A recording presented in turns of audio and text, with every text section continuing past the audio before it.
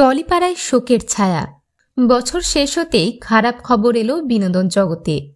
প্রয়াত হলেন রানী রাসমণি খ্যাত অভিনেতা। না ফেরার দেশে চলে গেলেন অভিনেতা কিংসু গঙ্গোপাধ্যায়। শুক্রবার মারণ রোগ ক্যান্সারে আক্রান্ত হয়ে মারা গিয়েছেন রানী রাসমণি খ্যাত অভিনেতা। বহুদিন ধরে ক্যান্সারে আক্রান্ত ছিলেন তিনি, চিকিৎসাও চলছিল তার, কিন্তু অবশেষে তার লড়াই শেষ হলো। চিরঘুমের দেশে চলে গেলেন টেলিভিশনের জনপ্রিয় অভিনেতা কিংসু গঙ্গোপাধ্যায়। জি বাংলার জনপ্রিয় ধারাবাহিক করুণাময়ী রানী রাসমণিতে আমরা তাকে দেখেছি গোবিন্দ সাঁতরার চরিত্রে অভিনয় করতে।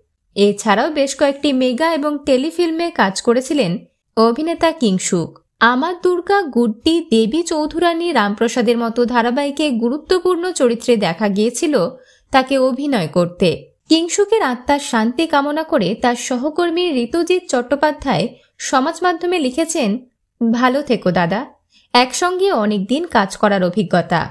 অন্যতম হিট মেগা আমার দুর্গা সিরিয়ালে চির শান্তিতে থেকো। অভিনেত্রী কাঞ্চনা মৈত্র গভীর শোক জ্ঞাপন করেছেন।